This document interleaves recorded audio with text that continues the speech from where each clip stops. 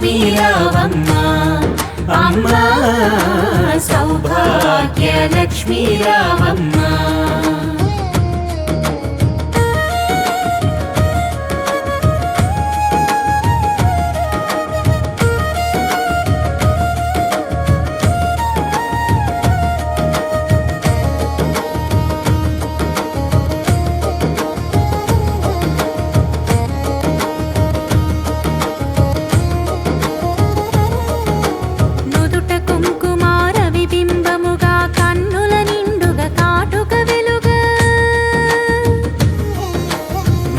కుంకుమార విబింబముగా కన్నుల నిండుగా కాటుక వెలుగా కాంచన హారము గళమున మెరియగ పీతాంబరముల శోభలు నిండగ సౌభాగ్య లక్ష్మీ రావమ్మ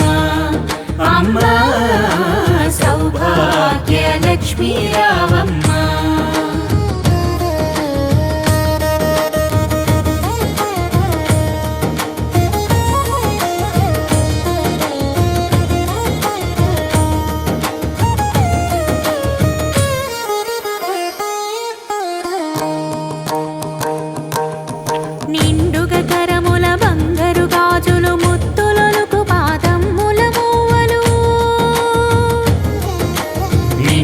కరముల బంగారు గాజులు ముద్దులకు పాదముల మూవలు గలగల గలమని సౌవడి చేయగ సౌభాగ్యవతుల సేవలనంద సౌభాగ్య లక్ష్మీ రావమ్మ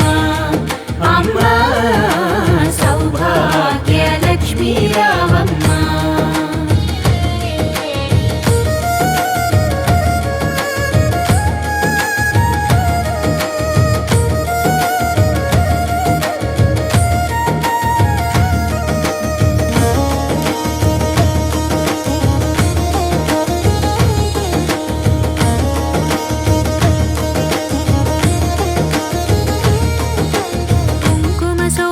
పంకజలోచని వెంకటరమణుని పట్టపురాణి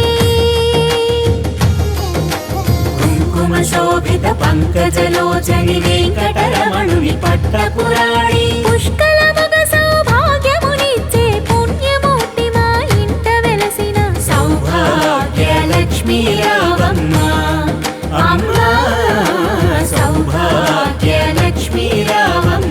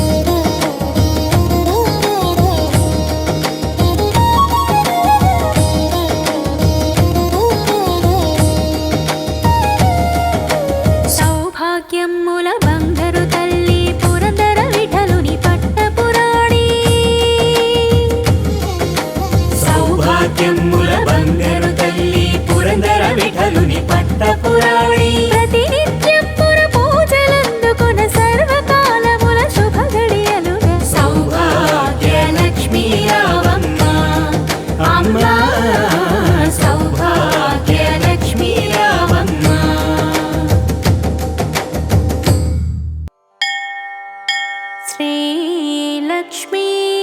सहस्रनामस्तोत्रम्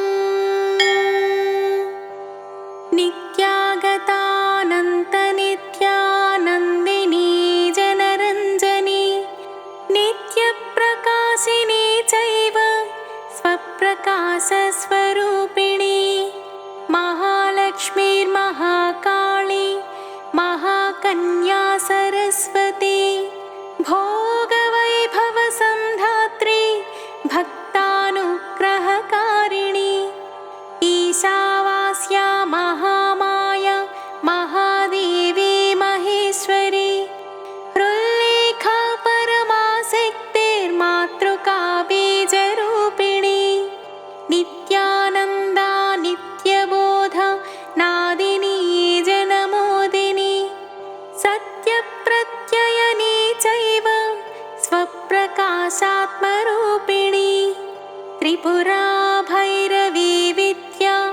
हंसा वागीश्वरी शिवा वाग्देवी च महा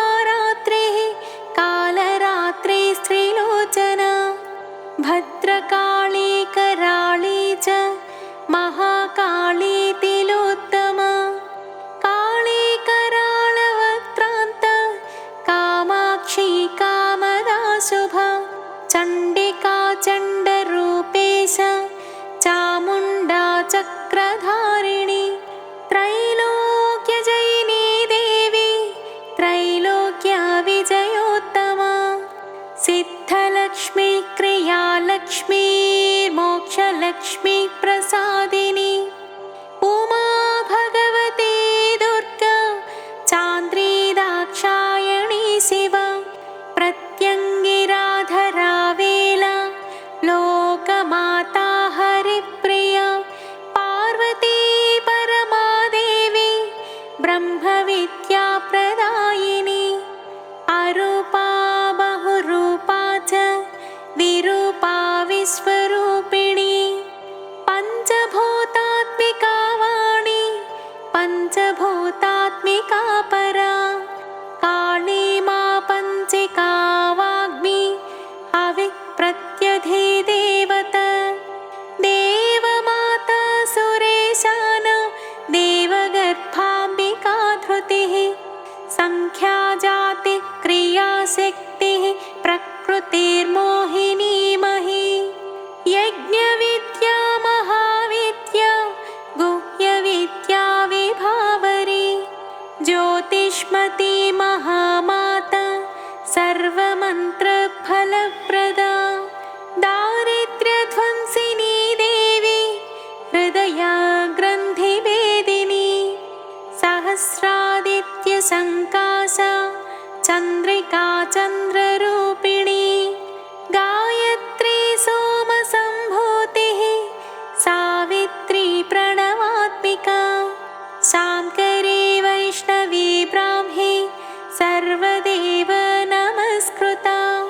सेव्यदुर्गा कुबेराक्षी करवीरनिवासिनी जया च विजया चैव जयन्ती चापराजिता कुब्जिका कालिका शास्त्री वीणा पुस्तकधारिणी सर्वज्ञशक्तिः श्रीशक्ति ब्रह्म विष्णु शिवात्मिका इडा पिङ्गलिका मध्य मृणाली तन्तुरूपिणी यज्ञेशानी प्रथा दीक्षा दक्षिणा सर्वमोहिनी अष्टाङ्गयोगिनी देवी निर्बीजध्यानगोचरा सर्वतीर्थस्थिता शुद्धा सर्वपर्वतवासिनी वेदशास्त्रप्रभा देवी षडङ्गादिपदक्रमा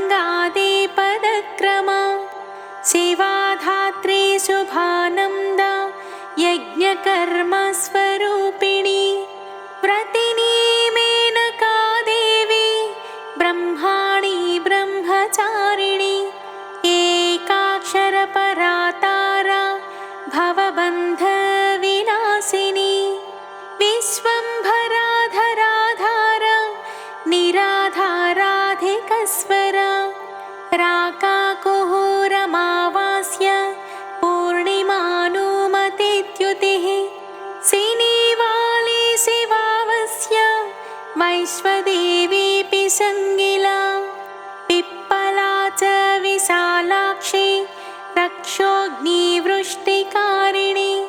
दुष्टविद्राविणी देवी सर्वोपद्रवनाशिनी शारदा सरसन्धाना सर्वशस्त्रस्वरूपिणी युद्धमध्यस्थिता देवी सर्वभूतप्रभञ्जनी आयुद्धायुद्धरूपा च शान्ता शान्तिस्वरूपिणी गङ्गा सरस्वती वेणी यमुना नर्मदापगा समुद्रवसनावासा ब्रह्माण्डश्रेणिमेखला पञ्चवक्त्रा दशभुजा शुद्धस्फटिकसन्निभा रक्ता कृष्णा सीता पीता सर्ववर्णानिरीश्वरी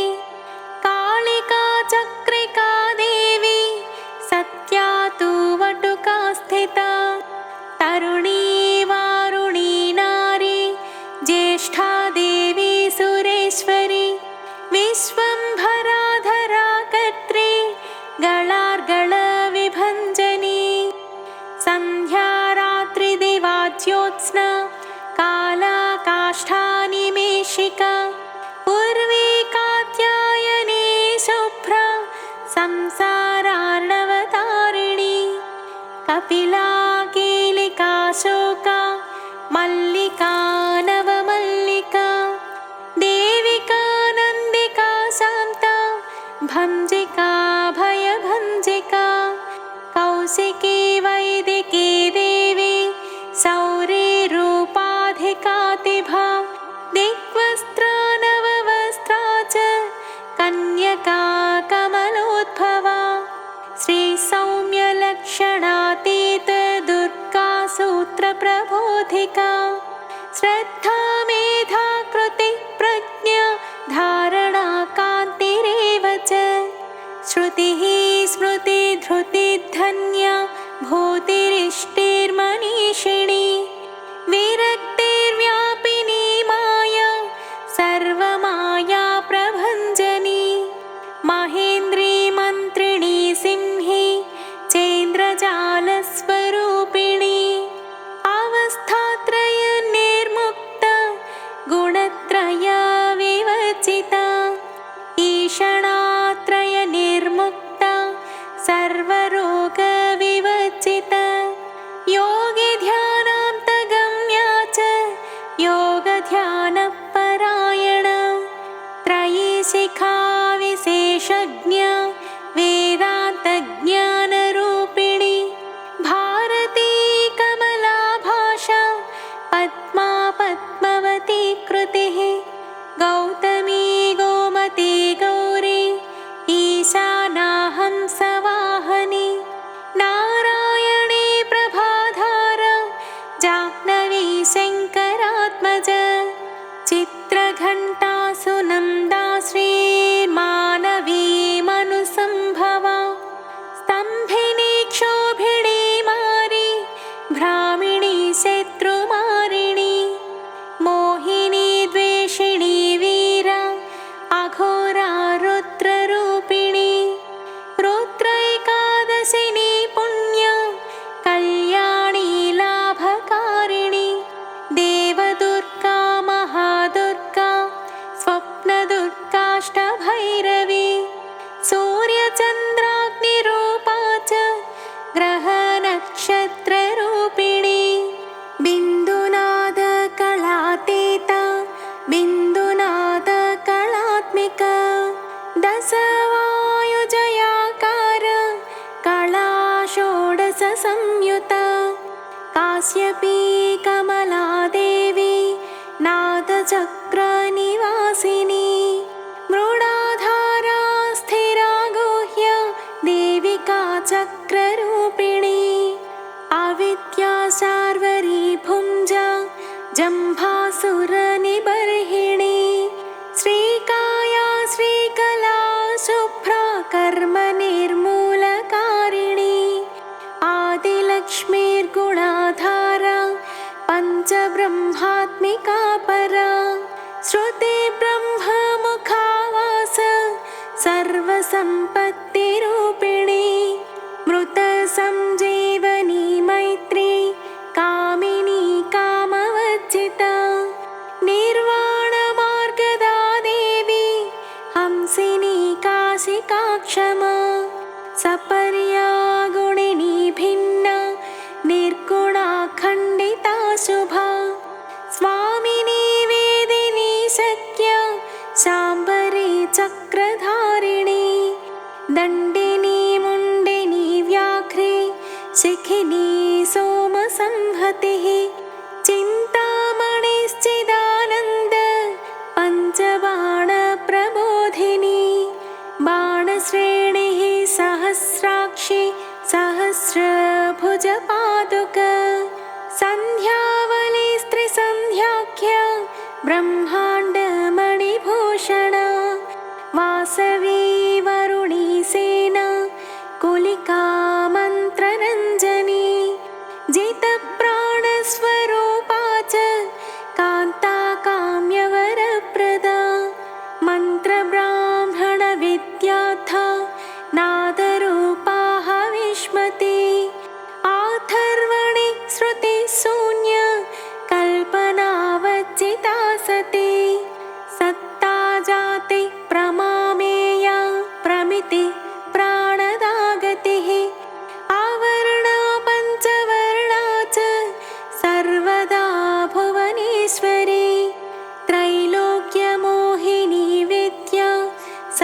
वीरभद्रेक्षराक्षरा हिरण्यवर्णा हरिणी सर्वोपद्रवनाशिनी कैवल्यपदवीरेखा सूर्यमण्डलसंस्थिता सोममण्डलमध्यस्था वह्निमण्डलसंस्थिता वायुमण्डलमध्यस्था व्योममण्डलसंस्थिता चक्रिका चक्रमध्यस्था चक्रमार्गप्रवर्तिनी कोकिलाकुलचक्रेशा पक्षति पङ्क्तिपावनी सर्वसिद्धान्तमार्गस्था षट्वर्णावरवर्जिता शररुद्राहराहं त्रि सर्वसंहारकारिणी पुरुषा पौरुषे तुष्टिः सर्वतन्त्रप्रसूतिका अर्धनारीश्वरी देवी सर्वविद्याप्रदायिनी भार्गवी आजुषी विद्या सर्वोपनिषदास्थिता व्योमकेशाखिलप्राण पञ्चकोशाविलक्षणा पञ्चकोशात्मिका प्रत्यक् पञ्चब्रह्मात्मिका शिवा जगज्जराजनित्री च पञ्चकर्मा प्रसूतिका वाग्देव्याभरणाकार सर्वकाम्यस्थिता स्थितिः अष्टादश चतुष्षष्टि पीठिका विद्ययायुता कालिकाकर्षणश्यामा यक्षिणी किन्नरेश्वरी केतकी मल्लिकाशोका वाराही धरणी ध्रुवा नारसिंही महोग्रास्य भक्तानामार्तिनाशिनी अन्तर्बला स्थिरा लक्ष्मी जरामरणनाशिनी श्रीरञ्जिता महाकाया सोमसूर्याग्निलोचना अदितिर्देव माता च अष्टपुत्राष्टयोगिनी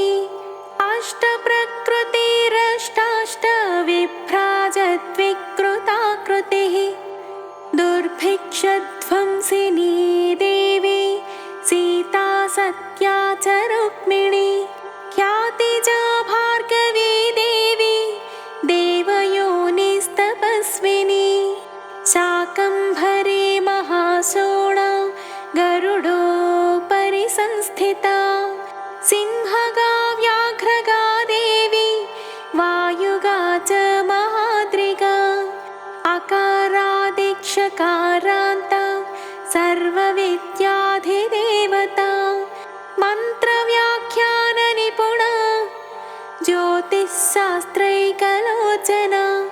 इडा पिङ्गलिका मध्य सुषुम्ना ग्रन्थिभेदिनी कालचक्राश्रयोपेता कालचक्रस्वरूपिणी वैशारदीमतिश्रेष्ठा वरिष्ठा सर्वदीपिका वैनायकी वरारोहा श्रोणिवेला बहिर्वलिः जम्भिनी जृम्भिणी जृम्भकारिणी गणकारिका शरणी चक्रिकानन्त सर्वव्याधि चिकित्सकी देवकी देवसङ्काशा वारिधि करुणाकरा सर्वरी सर्वसम्पन्ना सर्वपापप्रभञ्जिनी एकमात्रा द्विमात्रा च त्रिमात्रा च तथा परा अर्धमात्रा परा सूक्ष्म सूक्ष्म्याथाथ परा परा एकवीरा विशेषाख्या षष्ठी देवी मनस्विनी नैष्कर्म्या निष्कलालोका ज्ञानकर्माधिका गुणा सम्बद्ध्वानन्दसन्दोहा व्योमाकारा निरूपिता गद्यपद्यात्मिका वाणी सर्वालङ्कार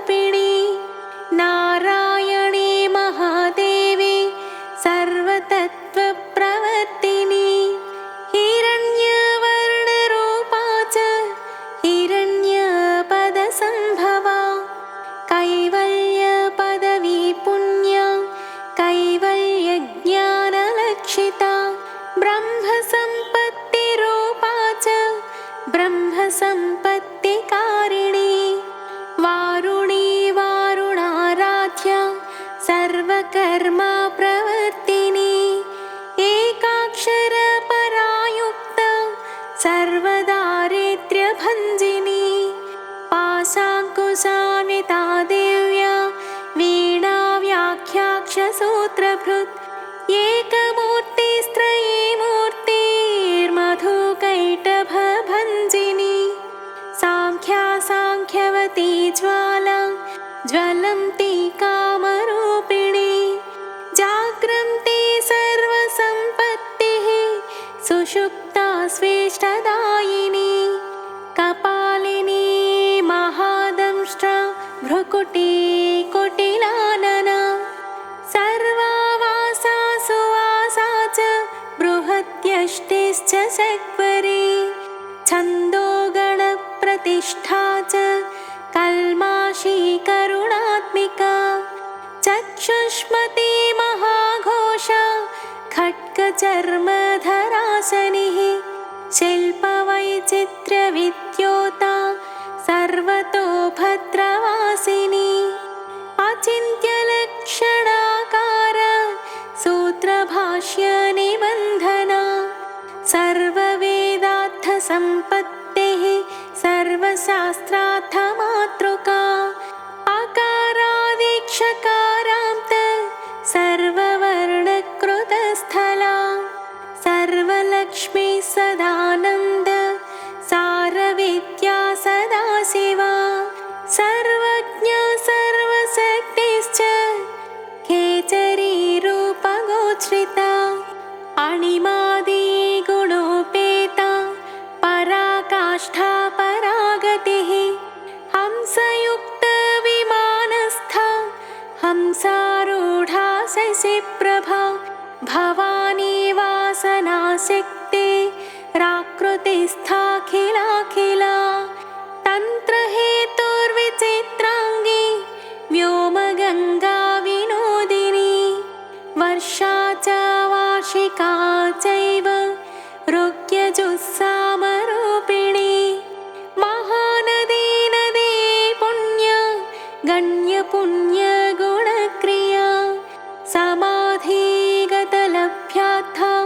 श्रोतव्या स्वप्रिया घृणा नामाक्षरपरा देवी उपसर्गनखाञ्चिता निपातोरुत्वयी जङ्घा मातृका मन्त्ररूपिणी आसीना च शयाना च तिष्ठन्ती धावनाधिका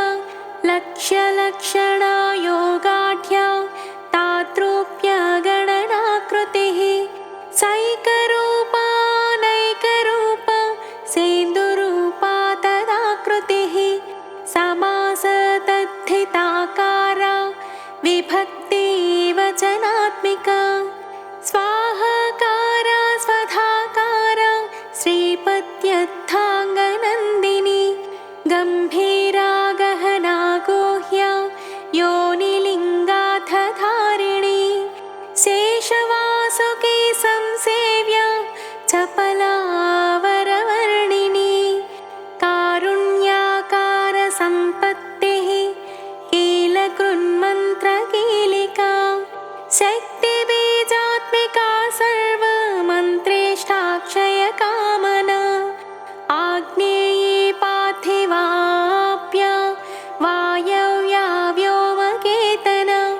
सत्यज्ञानात्मिकानन्द ब्राह्मी ब्रह्मसनातनी अविद्यावासना माया प्रकृतिः सर्वमोहिनी शक्तिधारणशक्तिश्च चिदचिच्छक्तियोगिनी वक्त्रारुणा महामाया मरीचिर्मदमर्धिनी विराट् स्वाहा स्वधा शुद्धा निरुपास्ते सुभक्तिगा निरूपिता त्वयि विद्या नित्या नित्यस्वरूपिणी वैराजमार्गसञ्चार सर्वसप्तथदर्शिनी जालन्धरी मृणानी च भवानी भवभञ्जनी त्रैकालिकज्ञानतन्तो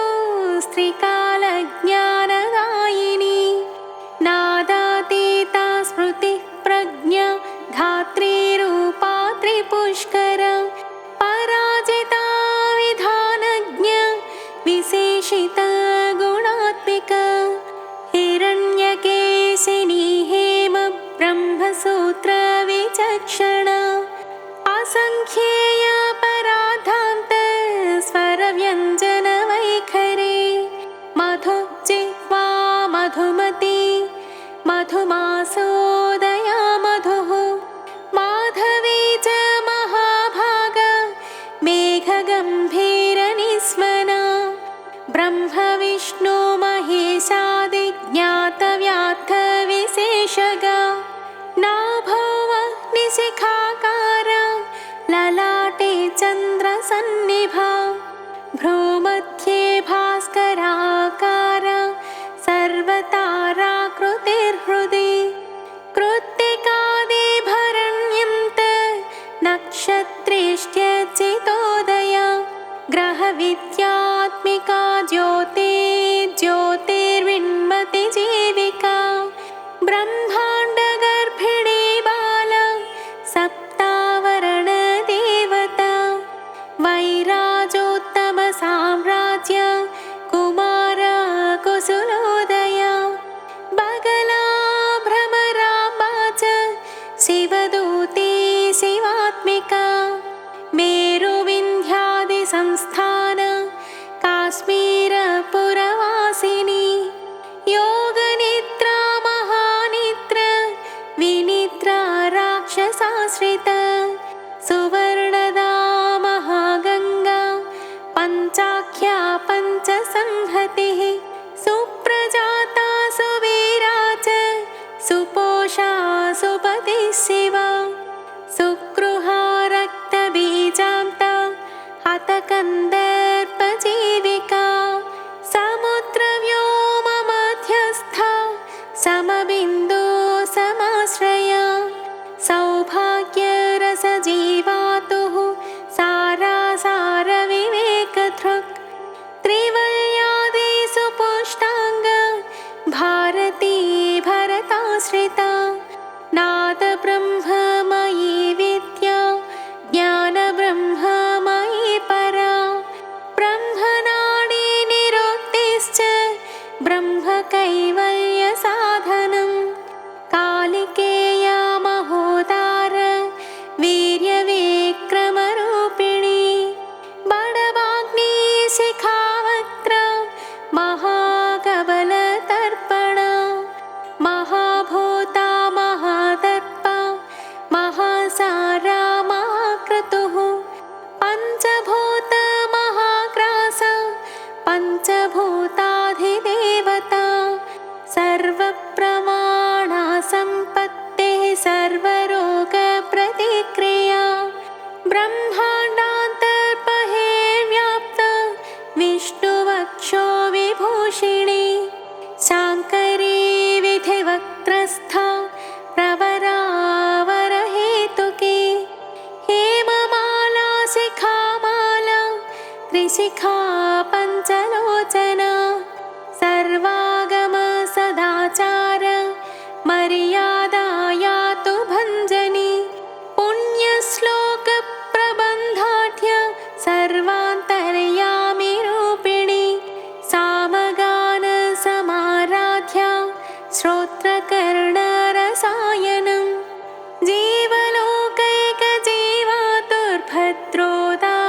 जीवलोकैकजीवातुर्भद्रोदारविलोकना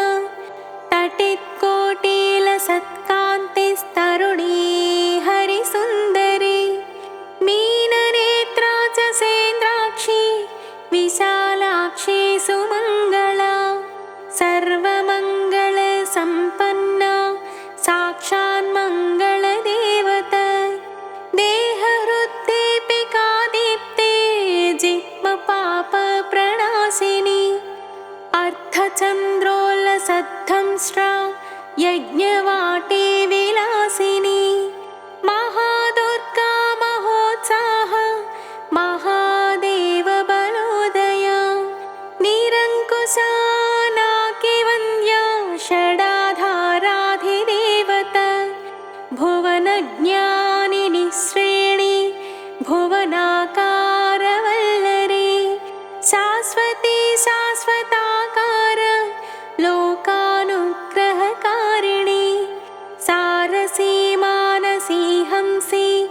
हंसलोकप्रदायिनी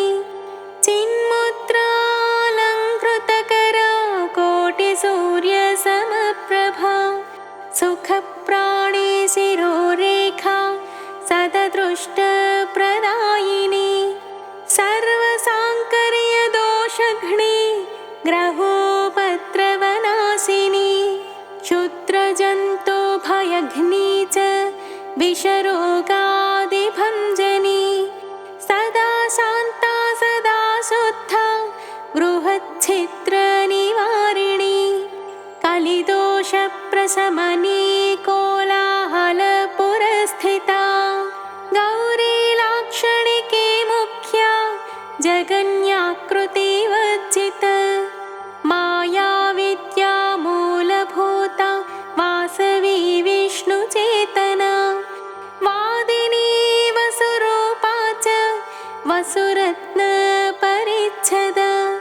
छान्दसी चन्द्रहृदया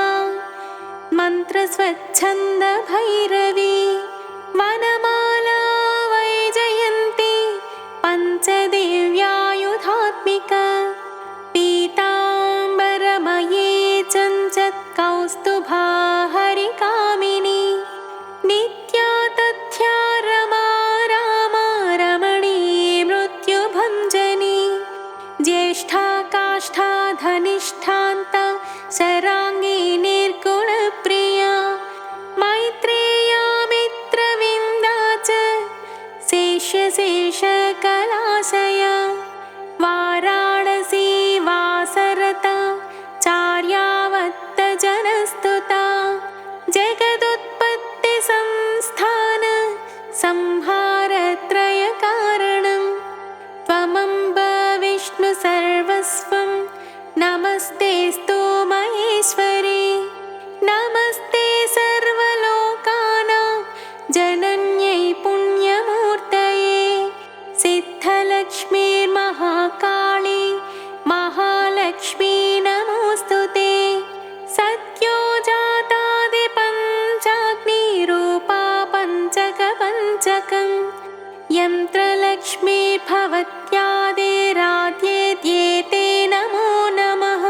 सृष्ट्यादिकारणाकार वितते दोषवर्जिते जगल्लक्ष्मी जगन्माता विष्णुपत्नी नमोऽस्तुते नवकोटि महाशक्ति समुपास्य पदाम्बुजे कनत्सौवर्णरत्नाढ्ये सर्वाभरणभूषिते अनन्तनित्यमहिषी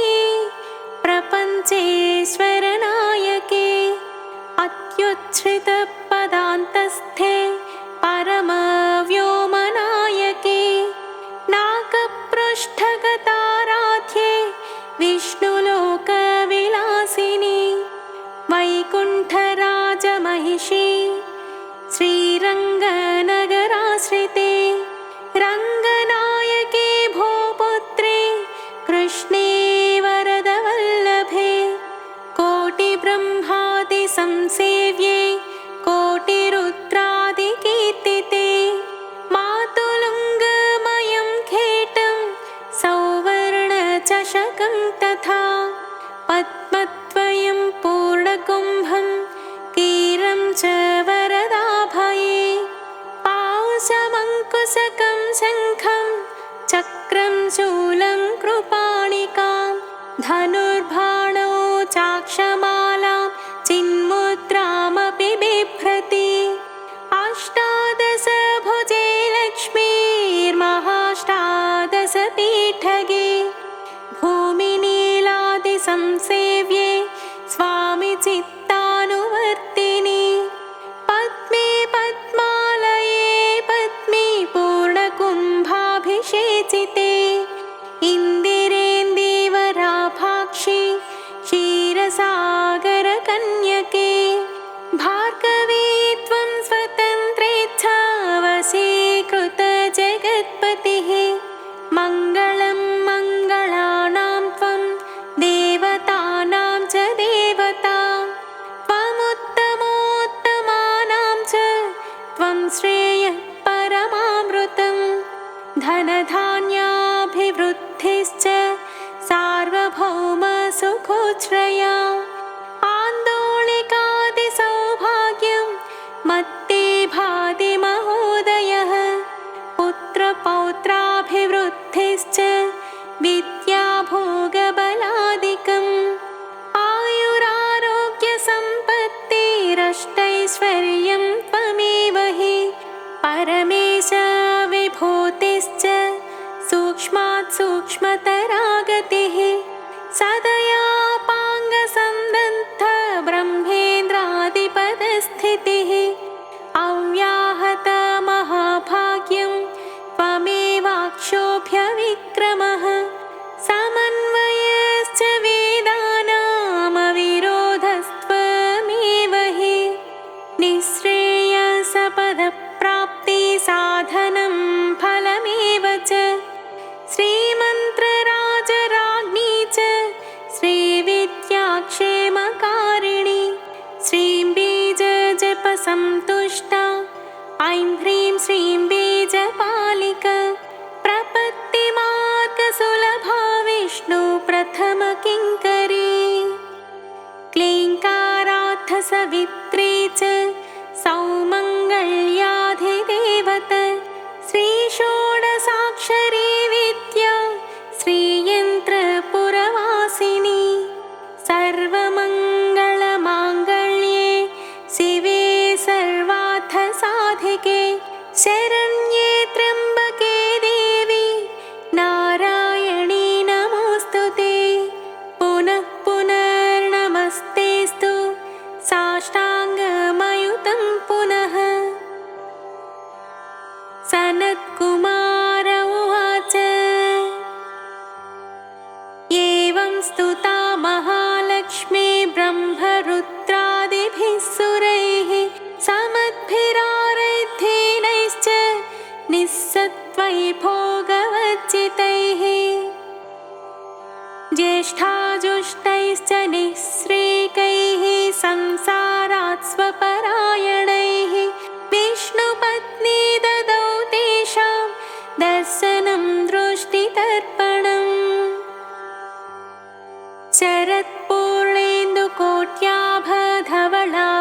शरत्पूर्णेन्दुकोट्याभधवलापाङ्गवीक्षणैः सर्वान् सत्त्वसमाविष्टां चक्रे हृष्टावरं ददौ महालक्ष्मीरुवाच नाम्नां साष्टसहस्रं मे प्रमादाद्वापि यः सकृत् कीर्तयेत्तत्कुले सत्यं वसाम्याचन्द्रतारकम् किं पुनर्नियमाच्छप्तोर्मदेकशरणस्य च मातृवत्सानुकम्पाहं पोषकी स्यामहर्निशम् मन्नामस्तुवतां लोके दुर्लभं नास्ति चिन्तितं मत्प्रसादेन सर्वेऽपि स्वस्वेष्टार्थमवाप्स्यत लुप्तवैष्णवधर्मस्य मद्व्रतेष्वकीर्णिनः भक्तिप्रपत्तिहीनस्य वन्द्यो नाम्नां जपोऽपि मे तस्मादवश्यं तैतोषैर्विहीनः पापवर्जितः जपेत्साष्टसहस्रं मे नाम्नां प्रत्यहमादरात् साक्षाद् लक्ष्मीपुत्रोऽपि दुर्भाग्योऽप्यलसोऽपि वा अप्रयत्नोऽपि मूढोऽपि विकलः पतितोऽपि च अवश्यं प्राप्नुयात् भाग्यं मत्प्रसादेन केवलं स्पृहेयमचिराद्देव वरदानाय चापिनः ददामि सर्वमिष्टार्थं लक्ष्मीति स्मरतां ध्रुवम् सनत्कुमार उवाच इत्युक्त्वान्तर्दधे लक्ष्मीर्वैष्णवी